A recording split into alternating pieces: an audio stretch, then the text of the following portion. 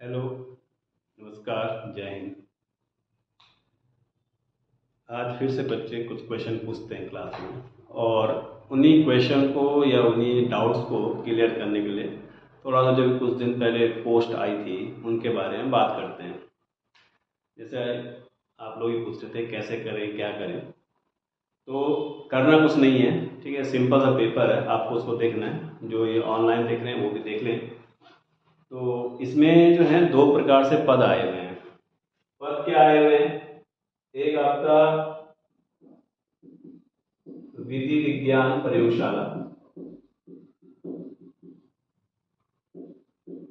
इसके लिए आया है, और एक आया है पर्यवेक्षक के लिए। सबसे बात है, इसमें ग्रेजुएशन मांगा हुआ है और इसमें 12th पास मांगा हुआ है, लेकिन दोनों में साइंस, इसमें भी साइंस। बस फर्क यह है, दोनों में 100 नंबर का पेपर होगा, जिसमें से 25 मार्क्स का जीएस होगा प्लस उत्तराखंड होगा, और इसमें जो बाकी होगा साइंस का पेपर होगा। अब 12th पास वाले में जो 75 मार्क्स का साइंस आएगा, समझ में आ रहा है?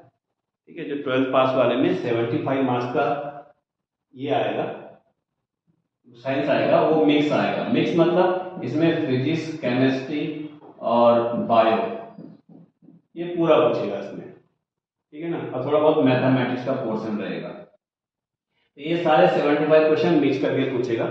और जो विधि विज्ञान प्रयोगशाला में इसमें 11 पद है और इसमें पर्यवेक्षक में 55 पद है। विधि विज्ञान प्रयोगशाला में बिल्कुल ऐसे होगा, 25 मार्क्स का जीएस आएगा और इसमें उत्तराखंड साथ साथ होगा, ठीक है। अब इसमें क्या है, जो 75 मार्क्स का है तो उसमें क्या है, फिजिक्स, केमिस्ट्री, बॉटनी और जूलॉजी और फॉरेंसिक साइंस। तो उत्तराखंड में फॉरेंसिक साइंस वाले तो बहुत कम बच्चे होंगे भी, ऐसा नहीं है कि नहीं होंगे, लेकिन फिर वो क्या है, लेवल के हिसाब से मे भी यहाँ अप्लाई करे ना करे, वो बात की बात रहेगी। तो जो ये ग्रेजुएशन लेवल वाले पोर्शन में, इसमें ये खास बात है कि 75 मार्क्स का जो पेपर आएगा उसमें केवल फिजिक्स आएगा या सिर्फ केमिस्ट्री आएगा या सिर्फ जूलॉजी बॉटनी आएगा। कहने मतलब है कि 75 मार्क्स का केवल एक सब्जेक्ट का आएगा, या फिजिक्स से पूछेगा या फिर केमिस्ट्री से पूछेगा या फिर जो। तो उसमें विधि विज्ञान प्रयोगशाला में आपके पास ऑप्शन है, आपके पास ऑप्शन है कि आप क्या फिजिक्स टिक करो या केमिस्ट्री टिक करो या जूलॉजी या बॉटनी, दोनों में से कुछ भी टिक करो, ये आप पे डिपेंड करता है। 75 क्वेश्चन जो आएंगे सिर्फ एक सब्जेक्ट से आएंगे, यहां पर क्या आएगा, मिक्स करके आएगा सारा। तो इसीलिए मैं आप लोगों की क्या साइंस की क्लास शुरू करने वाला हूँ। जैसे आप लोग, आप भी साइंस वाले हो, आप भी साइंस वाले हो, आपने बीटेक किया, 12th में साइंस तो हो गई। विधि विज्ञान प्रयोगशाला में 21 से 42 साल है और इसमें कितना है, 18 से 42 साल है। इसका मतलब है जिसका 12th, मतलब यहाँ पर सिर्फ ये है कि आपका 50% मार्क्स होना चाहिए ग्रेजुएशन में। किसमें, विधि विज्ञान प्रयोगशाला में कितना होना चाहिए, 50% मार्क्स होना बहुत जरूरी है। 50% नंबर है तभी आप ये फॉर्म भर सकते हो। यहाँ पर यानी जो पर्यवेक्षक वाला है, इसमें परसेंटेज की बाइंडिंग नहीं है, यानी इस तरह की बाउंडेशन नहीं है कि आपको 50% या 60% आना है। यहाँ पर आपका क्या है, पूरा क्वेश्चन आएगा ऐसे, मतलब 75 में मिक्स क्वेश्चन आएंगे और यहाँ पर विधि विज्ञान प्रयोगशाला में आपके नॉर्मल क्वेश्चन आएंगे, यानी कि एक ही सब्जेक्ट से आएगा, यानी फिजिक्स अच्छा कर लो या केमिस्ट्री अच्छा कर लो। अब आपका बेनिफिट क्या रहेगा कि मैं जो साइंस की क्लास लूंगा बीच बीच में, या साइंस क्लास चलाऊंगा इन दोनों पेपरों के लिए, उसमें मुझे क्या है, एक टाइम में एक ही चीज पढ़ानी पड़ेगी। अगर मैं केमिस्ट्री से शुरू करता हूँ तो केमिस्ट्री शुरू करने के बाद केमिस्ट्री आपके यहाँ पीएचडी वाली नहीं होगी या केमिस्ट्री आपकी एमएससी वाली नहीं होगी, क्योंकि इसमें ग्रेजुएशन लेवल पूछा हुआ है। उसी हिसाब से 75 क्वेश्चन अगर इसमें केमिस्ट्री के आएंगे तो वही 75 क्वेश्चन के लिए केमिस्ट्री आपका यहाँ पर भी यूज होगा, उसमें कुछ अलग नहीं पढ़ना है। जो टॉपिक यूकेपीसीएस ने दिए हैं उन्हीं टॉपिक को हम कवर अप करेंगे, जहां तक उसमें जाना है वहीं तक पढ़ना है। कंपटीशन एग्जाम का मतलब होता है आपको पेपर क्रैक करना है, पेपर पास करना है, पीएचडी नहीं करना है। इसलिए बहुत अंदर तक नहीं पढ़ना उस साइंस को, जहां तक आवश्यक है वहां तक पढ़ना। विधि विज्ञान प्रयोगशाला की जो फॉर्म है, लास्ट टाइम पेपर में कुछ टाइम पहले एक पेपर हुआ था इसी डिपार्टमेंट का, विधि विज्ञान प्रयोगशाला का, तो उस पेपर को आप लोक सेवा आयोग की साइट से भी देख सकते हो। आप उसमें क्वेश्चन देख लेना किस लेवल के हैं, तो साइंस उसी लेवल की आएगी। 75 मार्क्स जो विधि विज्ञान प्रयोगशाला है, इसमें 75% जो मार्क्स है, ठीक है, मतलब मार्क्स जो क्वेश्चन पेपर आएगा उसमें से आप ये लगा लो कम से कम क्या 10 से 12 क्वेश्चन ऐसे होंगे जो बहुत हाई लेवल के रहेंगे। लेकिन मैंने आपको पहले बताया पेपर क्लियर करना है, यहाँ पर 11 पद है, आपको ठीक ठाक नंबर लाने हैं, और किसी उत्तराखंड में किसी भी एग्जाम में आप 70 से 75% क्वेश्चन करके आ जाओ, पेपर करके आ जाओ, सिलेक्शन हो जाएगा। इसका मतलब जिन लोगों का जीएस अच्छा है, उत्तराखंड अच्छा है, उनके 25 में से कम 23 मार्क्स आने चाहिए, या मतलब 20 भी जाओगे तब भी दिक्कत हो जाएगी। और यहाँ पर 75 में से अगर उनके 50 सही से कर देते हैं और वहाँ 20 कर लेते हैं तो 5 तो 70 नंबर आएंगे, आराम से सिलेक्शन हो जाएगा। 70 मार्क्स में सिलेक्शन हो जाएगा। 70 वैसे मैं ज्यादा बता रहा हूँ, इतनी ऊपर कट ऑफ नहीं जाएगी। बस विधि विज्ञान वाला फॉर्म वो भर सकते हैं जिनका 50% मार्क्स है। बहुत सारे बच्चे ऐसे होंगे जिनके 48 पॉइंट समथिंग, 49 पॉइंट समथिंग, वो भी नहीं चलेगा, पेपर कैंसिल, मतलब आपका क्या फॉर्म रिजेक्ट कर देंगे। और इस वाले में कुछ नहीं चाहिए, आप सिर्फ फॉर्म भरो। इसमें 2 तरह के पद है पर्यवेक्षक में, एक समाज कल्याण वाला है, ठीक है ना, उसमें नंबर ऑफ पोस्ट बहुत कम है और उसका ग्रेड पे भी काफी कम है। लेकिन जो नगर निगम या नगर पालिका परिषद जितने हमारे उत्तराखंड में जगहें हैं, वहां पर बहुत सारे पद आए हैं, आप वहां से बढ़ सकते हो। उसमें से आपके पास ये भी ऑप्शन, अगर आपका होम टाउन है, आप वहां पर नगर पालिका परिषद या नगर पंचायत ऐसा कुछ भी, आप वहां पर जा सकते हो। और जहां तक मुझे याद है, मे भी ये क्वेश्चन या ये जो फॉर्म आए हैं पहले भी आए हैं, लेकिन जैसा भी है आए हैं तो भरो, ठीक है ना, फॉर्म भरने में कोई दिक्कत नहीं है, आपको साइंस से भरना चाहिए। तो ये तो इसके बारे में हो गया, आप लोगों को समझ में आई बात, ठीक है ना। अब आगे इसमें देखते हैं, दूसरी बात मैं आपसे जो करने वाला क्लास में, वो सबसे इंपॉर्टेंट बात है, उसको देख लेते हैं। तो सबसे इंपॉर्टेंट बात इसमें हम आगे के एग्जाम के लिए, क्योंकि आपका भी क्या हुआ, वीडियो का जो एग्जाम हुआ, मे बी 9 जुलाई को एग्जाम हुआ है, तो इसके लिए मैं क्वेश्चन दे रहा था। ये क्वेश्चन बहुत ही अच्छे लेवल के थे, और मैं ये कहता हूं कि आयोग को इससे भी अच्छे लेवल के पेपर कराना चाहिए। कहने मतलब है, अगर आपके कॉन्सेप्ट क्लियर नहीं है, आपको क्या है पेपर, मतलब आप ऐसे लोगों के पेपर नहीं दे। मुझे याद है एक दौर था 34 में लोग जेई बन गए थे, ठीक है, 100 में से 34 मार्क्स लेके आए, वो लोग जेई बने हुए हैं या ड्राफ्ट पेन बने हुए, कुछ भी आप कह सकते हो। उनमें से बहुत सारे लोग क्लर्क में हैं, लेकिन फिर बाद में आयोग ने इसका क्या कर दिया, 40% 45% रह गए। इसीलिए क्या बहुत सारे लोगों को सिलेक्शन में थोड़ा सा प्रॉब्लम हो जाता है। तो धीरे धीरे क्या पैटर्न चेंज होता ही है, सिविल में पैटर्न चेंज हुआ, ठीक है ना, ये पैटर्न हमेशा चेंज होता रहता है। और जहां तक मुझे लगता है बहुत जल्दी उत्तराखंड लोक सेवा आयोग या फिर उत्तराखंड यूकेएसएससी बहुत जल्दी क्या करेगा, आप लोगों के लिए प्री ईयर मेंस वाला करने वाला है। प्री मेंस करने से क्या होगा, ऐसे में बच्चों को क्या है थोड़ा डिटेल में पढ़ना पड़ेगा, क्योंकि माना आपको उसमें मेंस में आपको क्या करेगा, एक लेटर राइटिंग देगा, एक आपको क्या देगा, ये निबंध वाला पोर्शन देगा। निबंध वही व्यक्ति लिख सकता है, वही बच्चा लिख सकता है जिसके कॉन्सेप्ट क्लियर है, ठीक है ना। अब जैसे आजकल जो टॉपिक में आता है जियो पॉलिटिक्स के बारे में, जियो पॉलिटिक्स क्या होता है, ठीक है। तो अगर आपने यूक्रेन रशिया वार जो हाल ही में चल रहा है, अभी तक समाप्त नहीं हुआ, इन चीज़ों के बारे में नहीं चलते, इजराइल नहीं पढ़ा आपने, ठीक है, अमेरिका बीच में, ऊपर कनाडा, नीचे मैक्सिको, तो आपको ये चीज़ें समझ में नहीं आएगी। इसलिए आपका क्या कॉन्सेप्ट क्लियर होना बहुत जरूरी है। ऐसे बहुत सारे मुद्दे या बहुत सारे टॉपिक जो क्या न्यूज़ में रहते हैं, तो आपको क्या है काफ़ी अच्छे और कॉन्सेप्ट बेस पे तैयारी करनी है। वो जमाना चला गया या वो जमाना धीरे धीरे जाने वाला है जब आप सिंगल लाइन पे डिपेंड करते हो। कुछ दिन पहले मैं देख भी रहा था, एक पता नहीं कौन है, मैंने अचानक से वो, जब हम यूट्यूब में कुछ चीज़ें देखते थे अचानक से सामने आता, तो उसमें वो ये कह रहा था कि आप लुसेंट पढ़ो या उत्तराखंड की परीक्षावाणी पढ़ो। तो मैं भी कहता हूँ बिल्कुल पढ़ो, लुसेंट पढ़ो, परीक्षावाणी पढ़ो, आपको जितना पढ़ना पड़े, लेकिन आप कॉन्सेप्ट क्लियर होना चाहिए। परीक्षावाणी में जो उत्तराखंड की परीक्षावाणी आती है और लुसेंट में सबसे बड़ी दिक्कत मुझे ये लगती है, उसमें क्वेश्चन और आंसर होता है।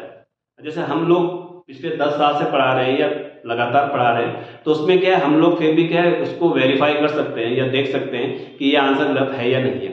लेकिन जो नया बच्चा उसे लुसेंट करके पढ़ना शुरू कर देगा, उसको सिर्फ फैक्ट याद होंगे, उसे ये नहीं पता वो चीज़ आई कहाँ से। इसका सबसे बड़ा एग्जाम्पल है, अभी वीडियो का जो एग्जाम हुआ था उसमें प्रधानमंत्री को लेके जो मिनिस्टर्स होते हैं उनके क्या है सस्पेंशन को लेके जो क्वेश्चन किया गया था, बहुत ही बेहतरीन क्वेश्चन था। इस तरह के क्वेश्चन अगर धीरे धीरे आए, ऐसे लेंथी पेपर आना शुरू हो जाए तो ऐसे में क्या हो जाएगा, एक स्टेमिना बढ़ेगा और बच्चे धीरे धीरे क्या करेंगे, अच्छी तैयारी करेंगे, हमें अच्छे योग्य बच्चे मिलेंगे, ठीक है ना। वो बच्चे नहीं मिलेंगे जो क्या है गलत तरीकों से आके क्या है योग्य बच्चों का हक मार देते हैं, ऐसे बच्चे सामने नहीं आएंगे, क्योंकि बच्चे बहुत मेहनती होते हैं। लाइब्रेरी में बच्चे पढ़ रहे हैं, आपको पता है वो दिन भर पढ़ाई करते रहते हैं। अब कैसे पढ़ते हैं तो मुझे नहीं पता, लेकिन ये है कि जब मैं कभी जाता हूँ पर वेरीफाई करने के लिए क्या कर रहे हैं, कुछ और तो नहीं कर रहे हैं, तो ऐसे में क्या पता लगता है कि पढ़ाई कर रहे हैं, ठीक है। दूसरा कैमरे से पता लग जाता है कौन क्या पढ़ रहा है, तो इस तरह मतलब हम ध्यान रखते हैं यहाँ पर कि कौन क्या कर रहा है, कैसे कर रहा है, मतलब हमारी जिम्मेदारी। ऐसे आप लोगों की जिम्मेदारी भी है, आप भी क्या इसे अच्छे से पढ़ें। नेक्स्ट आप लोगों के अब नए फॉर्म आएंगे आरओ के, समीक्षा अधिकारी। सबसे पहले यही फॉर्म आएगा क्योंकि ये बहुत लंबे टाइम से पेंडिंग, 2016 से सिर्फ पदों की भर्तियां नहीं हुई। इससे पहले जो पदों की भर्तियां अभी आई थी आरओ की महाधिवक्ता कार्यालय में आई थी, जो एडवोकेट जनरल ऑफिस होता है नैनीताल में, उसके लिए आई थी। उसका एग्जाम हो चुका है, रिजल्ट मतलब फाइनल रिजल्ट नहीं आया या आ गया मुझे पता नहीं, मे भी आ गया हो, उसका आएगा। अब आरओ जो आएगा ये दो जगह के लिए आएगा, सचिवालय के लिए और दूसरा लोक सेवा आयोग हरिद्वार के लिए। इन दो जगहों के लिए जो फॉर्म आते हैं वो आने वाले हैं। इसमें 100+ पद है, जहां तक मुझे याद है 173 या 150 के आसपास है, लेकिन आप जितने भी पद हो आप तैयारी करना शुरू कर दें। और सबसे बड़ी बात यह होगी, इसमें जो लोअर पीसीएस है और जो अपर पीसीएस है, एक है FRO फॉरेस्ट रेंजर ऑफिसर, ठीक है ना, और इसमें क्या आएगा लेक्चरर और मे बी पॉलिटेक्निक लेक्चरर। ये तो बहुत लंबे टाइम 2015 से पेपर ही नहीं हुआ है। तो इस तरह के जो पेपर है, ठीक है ना, इसमें एक पद और है वन निगम वाला, ये भी बहुत पुराना पेपर है। इसमें लास्ट टाइम धांधली हुई थी, इसमें क्या होगी बाहर की एजेंसी को बुलाया गया था पेपर कराने के लिए, इसलिए बाद में क्या पोस्टपोन हो गया था। दूसरा उसमें गवर्नमेंट में थोड़ा सा प्रॉब्लम आ गई थी, इसलिए क्या है इसको पोस्टपोन कर दिया गया। तो वन निगम में भी बहुत सारे पद बचे हुए हैं। वन निगम क्या होता है, इस तरह की चीजें होती हैं, हम अगले वीडियो में देखेंगे। लेकिन आपको बता दूं वन निगम में भी बहुत सारे पद है। जो लोग क्या कर मतलब जो लोग साइंस में, वो साइंस वाले उनके लिए FRO। कहने मतलब ये है कि ये सारे के सारे फॉर्म लगभग इस साल आएंगे और कंटिन्यू आएंगे, यानी आप लोगों के पास समय नहीं होगा। जैसे लास्ट टाइम हुआ था, लोअर पीसीएस भी आ गया, FRO भी आ गया पिछले साल जो हुआ था, और पीसीएस अपर पीसीएस भी आ गया। सब पेपर एक के बाद एक होते रहे और बच्चे बहुत ज्यादा कंफ्यूज हो गए क्या करें कैसे करें। इस बार भी लगभग वैसे रहेगा, बस ये बरसात गुजरने के बाद क्योंकि कैबिनेट की बैठक हो गई, आरओ का जो अधियाचन था उसने क्या है यूके पीसीएस को भेज दिया, ठीक है ना। जो समीक्षा अधिकारी का अधियाचन था, जो दिव्यांगजनों के चक्कर में फिर से वापस शासन को गया था, तो शासन ने उसको फिर से करेक्शन करके भेज दिया है। जब दिव्यांगजनों को लेके क्या है शासन ने करेक्शन करके भेज दिया, इसके बाद सभी जगह वो अप्लाई होगा। तो ऐसी कंडीशन में क्या है आने वाले जो फॉर्म है वो फॉर्म भी आएंगे इसमें। तो मैं धीरे धीरे इसमें क्या करूंगा, कुछ वीडियो आप लोग क्लास पढ़ ही रहे हो, लेकिन जो बच्चे ऑनलाइन है, जो हमारा चैनल है, उसमें वो लोग क्या करेंगे आरओ के लिए, समीक्षा अधिकारी के लिए, वो आपका सारे एग्जाम में काम करेगा, जितने प्री एग्जाम है वहां सभी जगह वो काम करेगा। तो उसमें मैं कुछ सीरीज चलाऊंगा, उन सीरीज को आप देखना।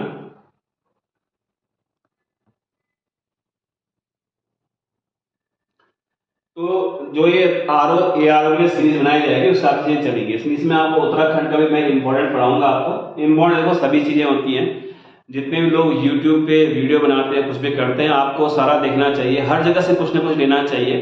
किसी को क्रिटिसाइज करने से अच्छा है कि आपको क्या है सबका सपोर्ट करना चाहिए, क्योंकि YouTube में जब कोई वीडियो बनाता है, बहुत लंबी वीडियो नहीं करता है, लंबी करता भी है, जो भी चीजें होती हैं वो बहुत मेहनत की जाती है। YouTube में ऐसे नहीं आया था कि मुंह उठा के आ गए। इसलिए अगर आपको लगता है कि ठीक है, लेकिन आपको किसी को क्रिटिसाइज नहीं करना, आपको कोई पसंद नहीं आता उसे पसंद ना करें, वो आपकी मर्जी है, लेकिन हमेशा हमें सभी को क्या सपोर्ट करना चाहिए, क्योंकि आपको पढ़ा तो कभी ज्ञान की बात ही रहा है ना। जितने लड़के YouTube में वीडियो बना रहे हैं आप उनको देखिए, अगर आपको नहीं देखना कोई बात ही नहीं, क्रिटिसाइज नहीं करना चाहिए। ऐसे बहुत सारे बच्चे जैसे ये लोग हैं, कई बार क्या है बोलते हैं कि वो अच्छा नहीं है, ऐसा कुछ नहीं होता है।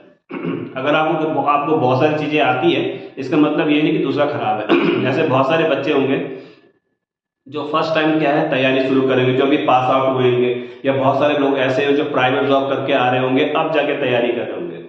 तो कहने का मतलब है सोसाइटी में सब तरह के लोग होते हैं, आपको ऐसा किसी को बिना किसी सोचे समझे आप क्रिटिसाइज नहीं करना चाहिए। हाँ, अगर कुछ चीज़ गलत पढ़ाई गई है, गलती से उसने गलत पढ़ाई, तब भी आपको ये देखना चाहिए कि गलतियाँ हो ही जाती है, इसमें कोई बहुत बड़ी बात नहीं है। तो थोड़ा सा इन चीज़ों का ध्यान रखें, अच्छे से तैयारी करें, समीक्षा अधिकारी को फोकस करें, बहुत अच्छी जॉब है। अगर आपका सचिवालय में होता है तो बहुत ही बेहतरीन है, क्योंकि यहाँ पर मंडे टू फ्राइडे वर्क होता है, और जहाँ तक याद है कि सैटरडे संडे ऑफ रहता है। मतलब ये तो बेनिफिट्स हैं जो बच्चे क्या देखते हैं, समझते हैं, उन्हें लगता है कि हाँ ये जॉब अच्छी है। हर जॉब चैलेंजिंग होती है, वो दिखने में लगता है कि इस तरह की चीज़ें हैं, जो वहाँ पर जॉब कर रहे हैं उन्हें पूछ सकते हैं। किसी को हार्ड डिपार्टमेंट मिल गया, देहरादून में रह के काम करना थोड़ा टफ रहता है। इसीलिए क्या है, ये ना सोचे कि ईजी है। आपको जो भी चीज़ें, जो भी चैलेंज है, उन्हें इंजॉय करना चाहिए। अगर आप इंजॉय कर रहे हो, आपको कहीं पर भी प्रॉब्लम नहीं आएगी। ठीक है, तो आर का मैं कल से शुरू कर दूंगा इसमें, और इसमें सबसे पहले जो शुरुआत होगी वो कहाँ से होगी, मॉडर्न इंडिया से होगी। ठीक है ना, क्योंकि बहुत टाइम से वो मॉडर्न इंडिया से दिया भी नहीं है, और जहाँ तक मुझे लगता है, और इसमें मैं आपको एक भारत में हिंदू राज्य जितने भी हिंदुओं ने शासन किया था, कब से कब तक कहाँ तक रहा, उन सब के बारे में डिस्कस करूंगा, और इसके साथ साथ उत्तराखंड के भी पैच चलेंगे। तो हिंदू राज्य की मैं सीरीज चलाऊंगा, उस सीरीज में आपको समझ में आता रहेगा, उसको हम लिंक करेंगे किसके साथ, उत्तराखंड के साथ। ठीक है, तो वीडियो बहुत लंबा हो जाएगा, और जैसा भी है आप कमेंट करके बताएं अगर आपको ठीक लगता है इस तरह की चीज़ें। लेकिन हमें शुरू तो करना ही है, क्योंकि जो बच्चे हमसे जुड़े हुए हैं उनके लिए तो हमें वीडियो बनाना ही पड़ेगा। ठीक है ना, उन बच्चों को वीडियो भेजने पड़ते हैं, इसलिए सीक्वेंस वाइज धीरे धीरे वीडियो बनते रहेंगे, और बाकी इससे आगे नेक्स्ट वीडियो में रहेगा। जय हिंद, जय उत्तराखंड।